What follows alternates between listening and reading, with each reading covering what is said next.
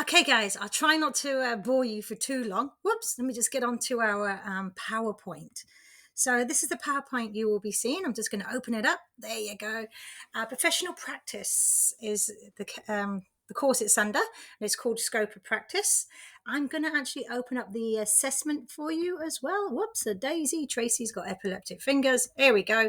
So this is the actual essay. Look, it's only worth 20%. I shouldn't say it's only worth. It is worth 20%, but it's quite a small one, so don't overthink it as well. In this essay, we're not going to follow essay rules, but we do like to see maybe headings and font all at 12 times Roman numeral or Calibra. So just nice and smart. I've got these headings for you on your Word template, exactly the same, which we go through it. But just remember, whatever you have written, always refer back to this criteria. Have I answered that? How well did I answer it? Have I answered that? How well have I answered it? And put some of these words, relevant legislation, scope of practice, in your essay. Then you know you have answered it, okay? And don't forget your references as well in citation. Easy 5 marks there. Righty ho, let's get out of here. So always go back to your essay, your rubric, and I'll put that up on your Moodle. I'm pretty sure I have. All right. So basically, use one learning outcome. Describe the scope of practice with healthcare professionals and also within a multidisciplinary team. So you're going to learn what scope of practice is, boundaries within the healthcare professional, specific to each health profession. And you need to consider here educational preparation, annual practicing certificates, competency. So every different healthcare professional has their own qualification or their own job description or their own legislation to keep within their scope of practice.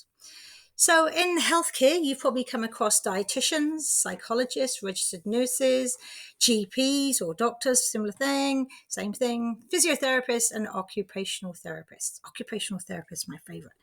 Right, every one of these have done a 3 to almost psychologist 8-year education system. So they're bachelor's, master's, graduate diplomas or so forth. So they've had to go and study for over 3 years. When they study for 3 years, these guys need to also keep up their regular license. So they have to prove that they are still studying within the industry, and they get someone basically to almost sign them off, or they have to do a profile. These guys are also going to be registered under the Health Practitioners Act, which we'll go through too. All right, responsibility of the, oh, here it is, the HPCA. Now, this is an act that anyone can access and have a look at it. Registered bodies, such as above, are responsible for scopes of practice for their profession. How they know what their scope of practice is first of all the name of the profession, what they learned, the area of their science, what they actually learned when they're qualifying for this, the tasks they perform within their educational, and illness and conditions that are diagnosed, treated, or managed. This is how they know where their scope of practice is. But they were all taught this and learnt it, okay? So just to learn, it's a good thing to have a look at this HPCA Act, all right? I've got it opened up here. Just going to move all these things down. This is the big boobar legislation, and it goes on and on. Oh, I tried to look for registered professional names to see if my doctor is in there. Right, it's a massive document. It's brilliant, and it's just to make sure that everyone stays within their requirements. So it's so people can't just go off and say, yeah, I'm a doctor, because then the employers can look into this act somehow, and I need to find out, put their name in and see if they are actually still practicing. And it will also have if there were court cases or complaints against them. It all goes into this Health Practitioners Competency Assurance Act. So I chucked it into Google, Ministry of Health. I'm going to have a look in here. Oh, look, there's one below. This is a great explanation of what it is. Insurance Practitioners Competency Assurance Act, what it is, what it's about. You can click on a few links here just so you get a good understanding. Okay, so do please go into it and get a good understanding. Oh, right. Let's get back to our PowerPoint. God, I'm as good as no one on these PowerPoints. Oh, that's wicked. So please, yeah, have a little bit of read. Just type it into Google, understand what this act is and what it's for. Really, what it is and what it's for. So within that act, it says they must practice within their scope of practice, and they can only do something above and beyond out of their scope of practice if there's an emergency, it's part of the training, or part of an examination assessed by a registered body. Okay, this might be if someone is, say, an RN and they might want to go into cosmetic injectables like Botox and so forth. That's not trained under the Registered Nurse Competency Act, but it is trained by another provider who are also a registering body, so they can still keep that certificate so they can practice those cosmetics. So it's like a little bit of a side thing, but that person's, it has to be required by a registered body still. So not just anyone and everyone can do it. Cool. So yeah, please either stop this or just write it down. I'm just going to have a quick 10-minute scroll on what the Registered Act is. Nice. Okay. Why? What is the healthcare role? Well, we all want to promote health. We want to help restore that health.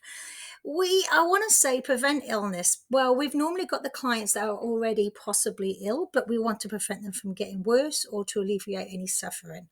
Possibly palliative care as well. So if they do pass on, we're doing it with dignity. We're doing it with advocacy and ethics and everywhere they can. How do you achieve these goals? Well, you have your own training. You should have in-house training. You've come to the course to get more training, experience, and you should actually be under a organized profession that will turn around and say to the client, yes, I have professional healthcare assistance that can actually give you what you need. If not, we need to ask questions. Whew, okay, there are different names for you. So, healthcare assistant is a great title, but depending on where you live in New Zealand and depending on which community you're in, look at all the different types of titles you may have: orderly, hospital aide, home help, support worker, caregiver, something we all know about, nurse assistant, that's like the healthcare assistant. So lots and lots of different titles that you may have. Now, a little bit off track, be careful if you are getting a job. So if you're a level 4 healthcare assistant, yes, you're entitled to that pay equity, but sometimes on some people's contract, they might just say you're a support worker, which may then exclude healthcare assistant level 4. So just read your contracts thoroughly. You haven't doing all this work for nothing. So what's the scope of practice for a healthcare assistant? But how do you know this? How do you know this is your scope of practice? Well, you know this because in your qualification, what you've learned allows you to actually act on what you've learned if you feel comfortable in that. But also you are trained under a registered nurse, or you should be supervised. That is under a registered nurse. Not everyone does all of these. You might find you just have to do some of these because depending on where you work, depends on your job description allocated. Neat. Oh, why are we unregulated? So there's no overall control of the registration or a license for the healthcare assistants to practice. So our qualification is approved by the NZQA, which is the New Zealand framework. Everybody's qualification is approved by the New Zealand framework, but there's no actual profession, or we're not under the HPCA Act. Okay, so there's no auditing body structure. We're actually still unregulated, but we still practice safe because we are under the supervision of an RN or organisation, or your own common sense by some of the community workers. Nay. So if you were to do anything wrong, really the accountable person would be your employer unless you acted out of spite or maleficent. Nay. You do have some legislations that you're bound to, you and your client, which I've got in the links. Now, one is a really good one called Code of Rights. There are 10 Code of Rights. They are for your client, but they are also for you as healthcare professionals. There are other legislations as well that I want you to look up. It's in the links, which help you as a healthcare assistant if there was any controversy out there. So the Code of Rights is mean you have the right to be informed. You have the right to ask questions. You have the right to say no if you feel like it's out of your league or out of your scope of practice. Okay. You have the right to ask for training. So there's all these codes of rights that you, as well as your clients, can actually practice. And it's a legislation, meaning it's law. So please have a look into that code of right and other legislations. Hope you're good. You're going well. I don't want to make it too long for you because you can stop this at any time and you can go back onto it. But a lot of it is you doing your own research, isn't it? So what's the role of a nurse and what sort of skills do they need really? So a registered nurse, they do actually have, like you say, the qualification, the bachelor's degree, but they still have to, they can delegate, they can definitely delegate, but they need to know their scope of practice. So if something wasn't, they thought was out of their control, or they thought that the client was deteriorating extremely quickly, they actually need to actually pass on that care and not think that they can do it all. That makes sense to you, eh? So here, the complexity of the delegated activity. The content of care, what is that registered nurse actually being delegated to do with that care? Okay, so again, they have strict rules and regulations per client. They have a care plan they have to stick to. And if something is going on to and beyond that care plan, they need to delegate. They need to know what they can and can't do. And this will be all in their training. So they actually have a very tight scope of practice, unlike us. So this is something that you will be researching and having a little read. What are the differences? Okay, so enrolled nurse, registered nurse, and nurse practitioner. So they all have a different level of education. So enrolled nurse is apparently up to level 5 and 6, and it takes a year and a half. A registered nurse is 3-year bachelor's degree and then ongoing training. A nurse practitioner can go up to 5 to 6 years training and ongoing training, but they have the ability to do scripts and so forth. So yeah, they have to stay current. So that's what you're going to be having a look at as different job descriptions and what you need to do to get that job, to get that role. What's the educational system? Neat. In your assessment, multidisciplinary teams, what does it mean? Okay, so multi means many. Disciplinary means that they have a scope that they have to stay in, and they learn this scope, and it's all to do within healthcare. So you need to have probably more than one healthcare professional to help bring the best to that client, the best outcome for the client. In your assessment, I talked a little bit about if someone had an accident. So there'll be short-term care. There might be a physio helping to rehab certain parts of the body. There may be an occupational therapist coming in to make sure they amend the house and that the person can be as empowered and independent as possible. That's what occupational therapists help to do. And then you have yourselves, the healthcare assistants, which may be helping with showering, personal cares, or just general cleaning and feeding.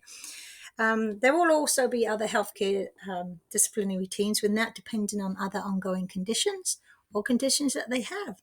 Could be a dietitian, could be a cardiologist, who knows? Benefits of using a multidisciplinary team. We all want the same, don't they? So better outcomes, reduce mortality, increase that quality of life. There's nothing worse than having to be on a waiting list. And counselling is quite a tricky one to add into this multidisciplinary team. So like there's been an accident, that person needs the rehab. They need to have, yes, the occupational therapist, but there may have been a death within that accident. That the client that may have been driving or a passenger or whatever it might be, that person needs to have emotional support, mental support. Person will need actually counselling and care of other mental health systems in place. There could be a waiting time for that. So what can you put in place while they're waiting for that? So yeah, lots of different multidisciplinary teams out there. Nice. So the case study is basically your assessment, right? So what I would do if we were in class, I'd say, I'd pick a video off YouTube of somebody that has more than one person looking after them, and you would go, oh wow, that person had this professional and this professional. Oh, how do you think they got to get that profession? What education system did they have? Why does that client need that professional there? Oh, so that professional there has to talk with this professional to make sure that they're on the same page and it's been done. So here we go. Best suited for the client, what skills that health professional needs, that have to cater for their needs. So think of your client. This is where on your assessment, I get you to think of your client and actually really start to think of, okay, you go in, you know that, and you do all your hard work and mahi, but they actually had other people come to see them, or they might have appointments elsewhere. What is that appointment for? Who are they going to see? Not all clients do, especially in the near end of life, but other clients may as well. Maybe it's kidney failure. Maybe it's a cardiologist.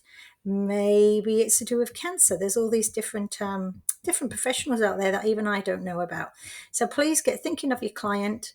Please think about all the health professionals that your client may actually be accessing, and maybe what more they could access. And that is basically your answer of a multidisciplinary team. So it's quite straightforward, guys. Don't yeah, the questions are quite straightforward here, but you will have to do some reading. You will have to do some research, and whatever you click on, remember to copy that link in the top search bar because that's your referencing. All right. All the best. I'm on email. You just contact me whenever you want to. Have fun. Let's turn you off.